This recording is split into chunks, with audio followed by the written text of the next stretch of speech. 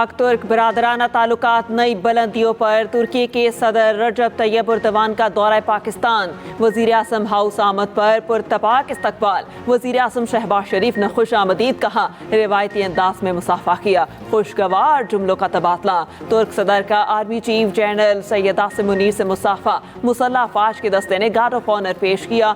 दोनों मुमालिक के कौमी तराने बजाए गए। पाक फिजाइया का खुसूसी फ्लाई पास्ट F-16 तैयारों की फॉर्मेशन सलामी पेश की। वजीर आज़म ने मुअज़्ज़ज़ मेहमान से काबीना अरकान और आला हुकाम का तारुफ कराया। शहबाज शरीफ का तुर्क वफ्द में शामिल अरकान से मुसाफा। तुर्क सदर ने वजीर आज़म हाउस के अहाते में पौधा भी लगाया।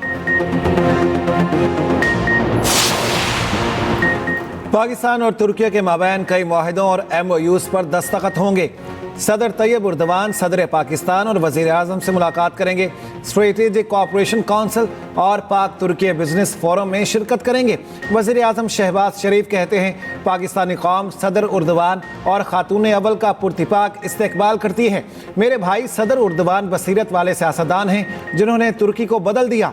पाकिस्तान और तुर्की के दरमियान तारीखी गहरी और बरादराना ताल्लुकात मजबूत से मजबूत तर होते जा रहे हैं। मजबूत ताल्लुकात को मजीद बुलंदियों तक पहुँचाने के ख्वाहिशमंद हैं। तुर्क सदर के दौरा पाकिस्तान पर खुसूसी नगमा भी जारी।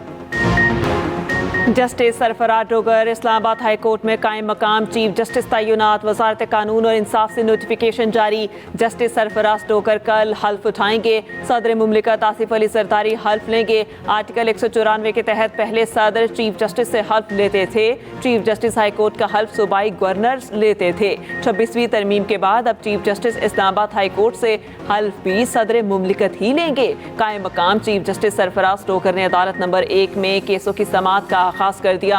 जस्टिस आमिर फारूक ने कोर्ट रूम खाली कर दिया। नोटिफिकेशन के मुताबिक जस्टिस अतीक शाह कायम मकाम chief justice Peshawar high court तैनात। जस्टिस जुनेद गफ्फार कायम मकाम chief justice Sindh high court मुकर्रर। जस्टिस एजाज सवाती को कायम मकाम chief justice Balochistan high court बना दिया गया।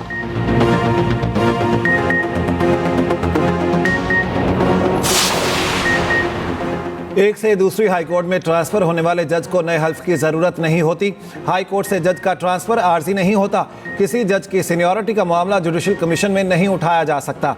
Chairman judicial commission chief justice Pakistan के तहफ़्फ़ुज़ात से मुत्तफ़िक नहीं।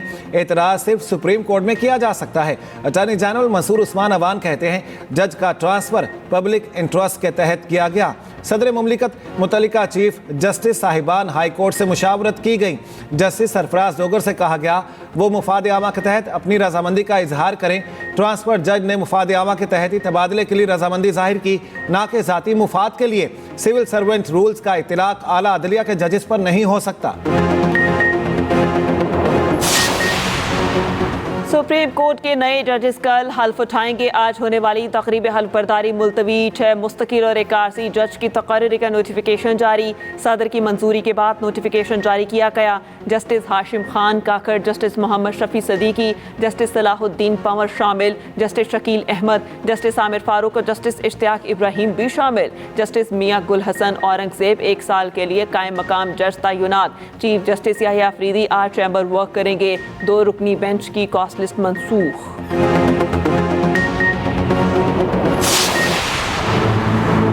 फौजी अदालतों में सिविलियंस के ट्रायल के खिलाफ दरखास्तों पर समाअत। जस्टिस जमाल मंदोखेल ने रिमार्क्स दिए, केस में असल सवाल है कि मौजूदा निज़ाम के तहत सिविलियन का कोर्ट मार्शल हो सकता है या नहीं। सलमान अकरम राजा ने कहा, सिविलियंस का कोर्ट मार्शल किसी सूरत में भी मुमकिन नहीं। बरतानिया में कोर्ट मार्शल फौजी अफसर नहीं, हाई कोर्ट तर्ज पर तैनात जजेस करते हैं। जस्टिस मोहम्मद अली मजहर ने कहा, बरतानवी कानून तो वहाँ की फ़ौज के डिसिप्लिन से मुतालिक है। मौजूदा केस में तो जुर्म आम शहरियों ने किया, वो इस पर कैसे अप्लाई हो सकता है। जस्टिस अमीनुद्दीन खान ने कहा, हमने अपना कानून देखना है, बरतानिया का नहीं। ये गैर ज़रूरी बहस है, आप वक्त ज़ाया कर रहे हैं। जस्टिस मुसरत हिलाली ने कहा, कानून की शिकों का जायज़ा लेना है तो आलमी क़वानीन को भी देखना होगा।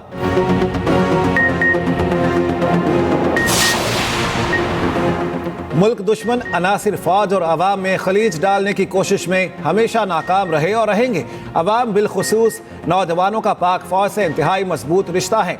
Army chief general Asim Munir की मुख्तलिफ यूनिवर्सिटीज़ और कॉलेजेस के तलबा से गुफ्तगू। कहा, फितना अल खवारिज किस शरीयत और दीन की बात करते हैं। पाकिस्तान के आइन का आगाज़ हाकमियत सिर्फ अल्लाह की है से होता है। फितना अल खवारिज को कभी भी फरसुदा सोच मुल्क पर मुसलत नहीं करने देंगे। खैबर पख्तूनख्वा और बलोचिस्तान के गयूर लोग दहशतगर्दों के खिलाफ आहनी दीवार की तरह खड़े हैं। Army chief general Asim Munir की नौजवानों को पाकिस्तानियत का जज्बा अपनाने की तलकीन। Well done team Pakistan. Shaheen Proteas को हराकर सैमुल की सीरीज के फाइनल में पहुंच गए। ग्रीन शर्ट्स ने अपनी तारीख का सबसे बड़ा हदफ हासिल करने का रिकॉर्ड भी कायम किया। जनूबी अफ्रीका का 353 रन का हदफ 4 विकेटों के नुकसान पर हासिल कर लिया।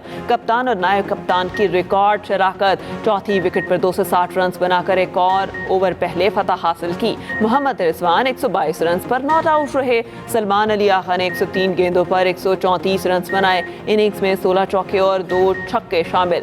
मैच के बेहतरीन खिलाड़ी करार। सैमुल की सीरीज का फाइनल कल पाकिस्तान और न्यूजीलैंड के दरमियान होगा।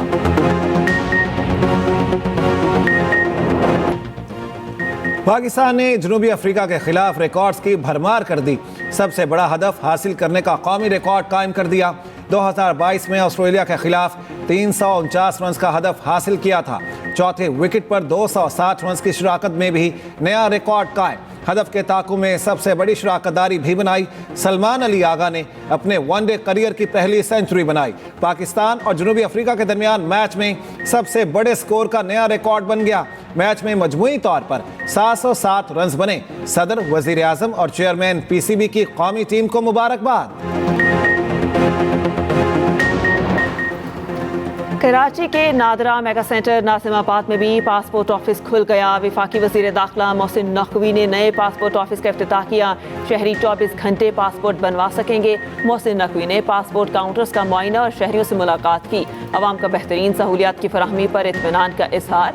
मोहसिन नकवी ने कहा, आपके मसाइल हल करना हमारी जिम्मेदारी है।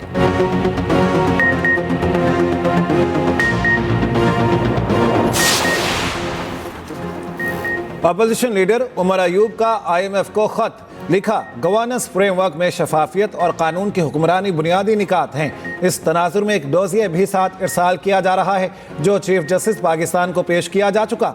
डोजिए में ठोस हकायक हैं किस तरह इलेक्शन कमीशन ने पाकिस्तान तहरीक इंसाफ को दबाया।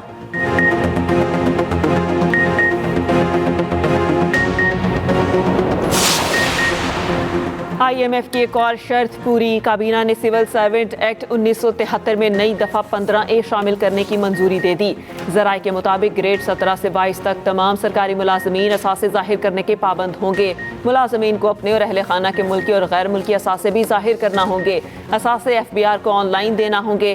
तरमीमी मुसव्वदा तैयार, जल्द पार्लियामेंट में मंजूरी के लिए पेश किया जाएगा।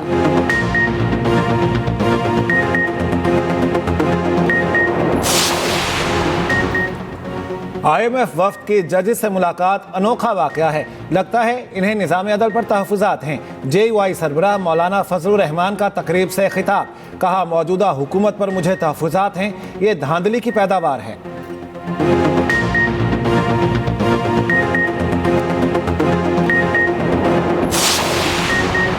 चीफ जस्टिस आमिर फारूक और जस्टिस मियां गुल हसन औरंगजेब के एहसास ने इशाया। इस्लामाबाद हाई कोर्ट के 8 जजेस शरीक हुए। सीनियरिटी इशू पर रिप्रेजेंटेशन भेजने वाले 5 जजेस इशाई में शरीक नहीं हुए। ज़राए के मुताबिक सीनियरिटी इशू को मुस्तरद करने का इकदाम सुप्रीम कोर्ट में चैलेंज करने का फैसला।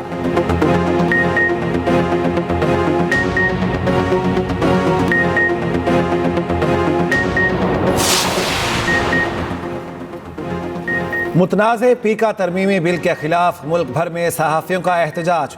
नेशनल प्रेस क्लब इस्लामाबाद में PFUJ का भूख हड़ताली कैंप लग गया। सदर PFUJ अफजल बट ने कहा, अदालतों ने भी आंखें बंद कर लीं तो फिर हमारा पड़ाव पार्लियामेंट हाउस के बाहर होगा। परसों अगले लाहे अमल का ऐलान करेंगे। लाहौर में भी भूख हड़ताली कैंप। सहाफ़ियों ने तरमीमी बिल को काला कानून करार दिया। कोयटा प्रेस क्लब के बाहर इलामती भूख हड़ताली कैंप कायम। मुतनाज़े पीका एक्ट के खिलाफ मुल्तान यूनियन ऑफ जर्नलिस्ट का धरना, नारेबाजी। सखर और खैरपुर में भी मुतनाज़े पीका एक्ट के खिलाफ भूख हड़ताली कैंप कायम।